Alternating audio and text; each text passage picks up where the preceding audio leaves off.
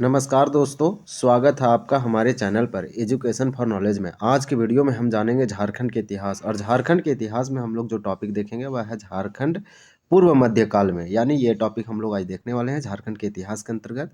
ये JPSC JSSC द्वारा आयोजित सभी परीक्षाओं व पीटी या मेंस हो एवं शिक्षक वनरक्षी पुलिस इत्यादि परीक्षाओं के लिए समान रूप से उपयोगी है, तो आप अवश्य से देखें। यहाँ पे Jharkhand one liner fact chapter wise complete हो रहा है। तो यहाँ पे हम लोग आज जो टॉपिक पहुँचे हैं झारखंड के इतिहास में, झारखंड पूर्व मध्यकाल में। इसके बाद जो सेकंड टॉपिक है वो झारखंड का मध्यकालीन इतिहास है। तो हम लोग को ये वन लाइनर देखने के बाद ये देखेंगे। तो चलिए शुरू करते हैं, आप वीडियो पे बने रहें। पहला पॉइंट में दिया गया है, आप देख पा रहे होंगे कि इटखोरी नामक स्थान से पाल शासक महेंद्र पाल के शिलालेख मिले हैं। तो इटखोरी कहाँ पे है, आप याद रखिए कि चतरा जिला में है। चतरा जिला का एक प्रखंड इटखोरी, और यहीं से पाल शासक कौन थे पाल शासक, तो महेंद्र पाल, इसके शिलालेख मिले हैं। इंपॉर्टेंट है। नेक्स्ट पॉइंट में है इटखोरी स्थित माँ भद्रकाली की मूर्ति का निर्माण पाल काल में हुआ था। यानी इटखोरी में माँ भद्रकाली की मूर्ति है, मंदिर है, यह पाल काल में हुआ था। यह भी आप याद रखें। और पाल पाल पाल काल का कौन शासक थे जो इटखोरी से मिला है उसका शिलालेख, तो महेंद्र पाल।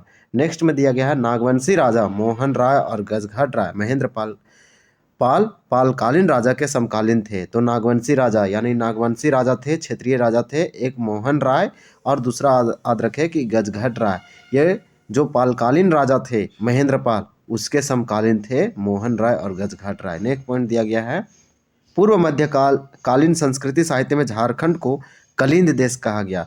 तो पूर्व मध्यकालीन संस्कृति इतिहास साहित्य में झारखंड को कलिंद देश कहा गया। ऐसे क्वेश्चन पूछे जाते हैं।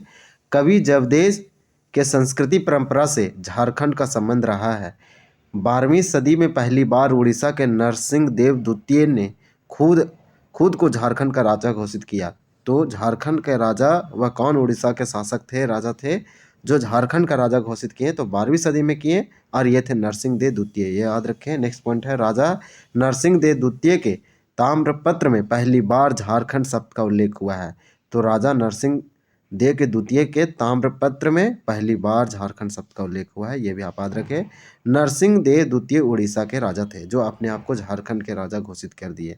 तो ये हम लोग का था झारखंड के इतिहास में झारखंड पूर्व मध्यकाल, यानी ये कंप्लीट हो गया। अब हम लोग देखेंगे नेक्स्ट टॉपिक, और नेक्स्ट टॉपिक में दिया गया है झारखंड का मध्यकालीन इतिहास। यानी झारखंड के इतिहास में हम लोग अब नेक्स्ट पढ़ेंगे झारखंड के मध्यकालीन यानी मेडिवल हिस्ट्री पढ़ेंगे झारखंड का। तो यहाँ पे नेक्स्ट पॉइंट में दिया गया है, आप वीडियो पे जरूर बने रहें।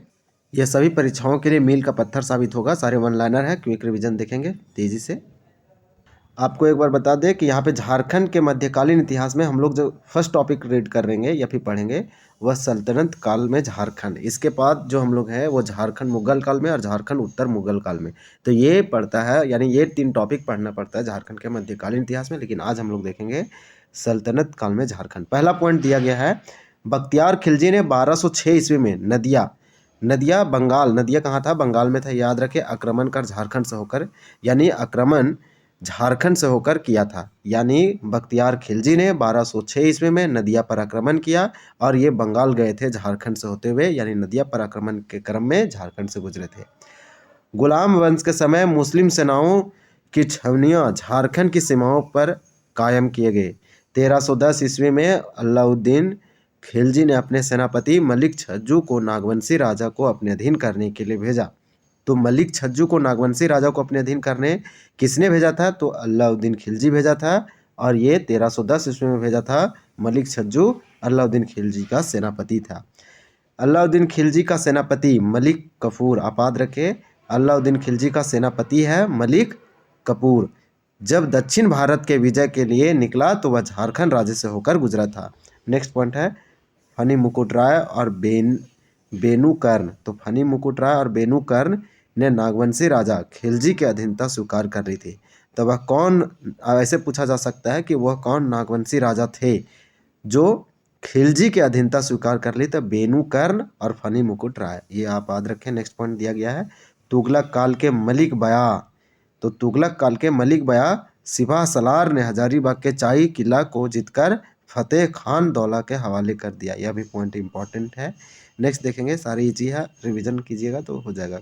नेक्स्ट पॉइंट में दिया गया है फिरोज शाह तुगलक ने हजारीबाग के सतगावा क्षेत्र को बंगाल के शासक शमसी-उद-दीन शाह यानी फिरोज शाह तुगलक ने हजारीबाग के सतगावा, सतगावा कहाँ क्षेत्र पड़ता है, हजारीबाग में है, और फिरोज शाह तुगलक ने सतगावा क्षेत्र को बंगाल के शासक शमसी-उद-दीन शाह से जीतकर उसे बंगाल का राजधानी बनाया। तो सतगावा को बंगाल का राजधानी बनाया था। तारीखे फिरोज शाही के अनुसार फिरोज शाह तुगलक ने झारखंड क्षेत्र से होकर बंगाल के विरुद्ध 2 बार आक्रमण किया, यानी बंगाल के विरुद्ध 2 बार आक्रमण किया और झारखंड क्षेत्र से होकर गुजरा था कौन, फिरोज शाह तुगलक। ये चीज़ बताया जा रहा है तारीखे फिरोज शाही के अनुसार। यह भी पॉइंट इंपॉर्टेंट है। नेक्स्ट पॉइंट दिया गया है, झारखंड में उरांव जनजाति का प्रवेश बख्तियार खिलजी के साथ हुआ, यानी झारखंड में जब बख्तियार खिलजी का प्रवेश हुआ तो उसी समय झारखंड में उरांव जनजाति ट्राइब की यहाँ पे प्रवेश हुआ। नेक्स्ट पॉइंट दिया गया है, उरांव और मुंडा की भाषाओं में अरबी, फारसी और तुर्की भाषाओं के शब्द पाए जाते हैं। तो जो उरांव और मुंडा की जो भाषा है उस भाषा में अरबी के शब्द, फारसी के शब्द और तुर्की भाषाओं के शब्द पाए जाते हैं। नेक्स्ट है, खिलजी काल में प्रचलित रहे चौधरी, खुद और मुकदम जैसे शब्द आज भी प्रचलित है। तो खिलजी काल में ये सब जो वर्ड हैं ये बहुत प्रचलित थे और ये आज भी प्रचलित है, फेमस है। नेक्स्ट देखेंगे, उड़ीसा के शासक कपिलेंद्र ने आक्रमण कर संथाल परगना और छोटा नागपुर के एक बड़े हिस्से पर अधिकार कर लिया। तो संथाल परगना और छोटा नागपुर के एक बड़े हिस्से पर अधिकार किसने किया, तो कपिलेंद्र किया था। कहाँ का शासक था, उड़ीसा का शासक था कपिलेंद्र। श्री चैतन्य चरितामृत में झारखंड के भौगोलिक आकार का स्पष्ट वर्णन है, यानी कि श्री चैतन्य चरितामृत में झारखंड के भौगोलिक आकार, तो झारखंड का अगर भौगोलिक आकार साइज वगैरह पूछा जाए किसमें स्पष्ट वर्णन किया गया है, तो श्री चैतन्य चरितामृत। नेक्स्ट देखेंगे, श्री चैतन्य चरितामृत जैसे अमूल्य ग्रंथ में संथाल परगना और छोटा नागपुर से होते हुए गया होकर चैतन्य महाप्रभु के गुजरने का उल्लेख है। तो याद रखें कि श्री चैतन्य चरितामृत में ये एक अमूल्य ग्रंथ है और इसके अनुसार संथाल परगना और छोटा नागपुर से होते हुए गया होकर चैतन्य महाप्रभु के गुजरने का उल्लेख है। तो चैतन्य महाप्रभु के बारे में चैतन्य चरितामृत में लिखा गया है। नेक्स्ट पॉइंट दिया गया है। नेक्स्ट हम लोग देखेंगे इसके अंतर्गत, श्री चैतन्य चरितामृत के अनुसार संथाल परगना के विभिन्न गांवों में उन्होंने ठाकुर बाड़ी की स्थापना की। तो श्री चैतन्य चरितामृत के अनुसार संथाल परगना के विभिन्न गांवों में उन्होंने क्या स्थापना की थी, तो ठाकुर बाड़ी। तो आप याद रखें चैतन्य महाप्रभु ने ठाकुर बाड़ी की स्थापना की। नेक्स्ट पॉइंट देखेंगे, झारखंड में वैष्णव मत के प्रचार का श्रेय चैतन्य महाप्रभु को दिया जाता है, यानी झारखंड में अगर वैष्णव मत का प्रचार प्रसार की बात किया जाए तो चैतन्य महाप्रभु थे, ये वैष्णव मत के प्रचारक थे। बंगाल के प्रसिद्ध वैष्णव गायक संत चैतन्य महाप्रभु, तो संत चैतन्य महाप्रभु कहाँ के थे, तो बंगाल के थे। और वैष्णव के प्रसिद्ध, वैष्णव मत के प्रसिद्ध गायक थे और मथुरा जाते समय झारखंड आए थे, यानी मथुरा जाने के समय में झारखंड से होते हुए गुजरे थे या झारखंड आए थे। चैतन्य महाप्रभु पंच परगना क्षेत्र में रुके थे। तो चैतन्य महाप्रभु कहाँ रुके थे, पंच परगना क्षेत्र में रुके थे। उस समय इस क्षेत्र में नागवंश का शासन था। तो नागवंश का शासन था जब ये पंच परगनिया क्षेत्र में रुके थे चैतन्य महाप्रभु। जौनपुर के इब्राहिम सरकी ने मिथिला के राजा शिव सिंह, तो मिथिला के राजा कौन है, शिव सिंह है। बंगाल के राजा गणेश पर आक्रमण करने हेतु झारखंड के मार्ग का उपयोग किया। तो कौन, तो जौनपुर के इब्राहिम सरकी। तो जौनपुर के इब्राहिम सरकी शिव सिंह और गणेश पर आक्रमण करने हेतु झारखंड के मार्ग का उपयोग किया था। 1494 ईस्वी में दिल्ली के सुल्तान सिकंदर लोदी के भय से जौनपुर के भगोड़ा शासक हुसैन शाह सरकी ने झारखंड के साहेबगंज क्षेत्र में शरण ली थी। यानी जो हुसैन शाह सरकी था ये डर के मारे में साहेबगंज क्षेत्र में छिप गए थे, शरण ली थी।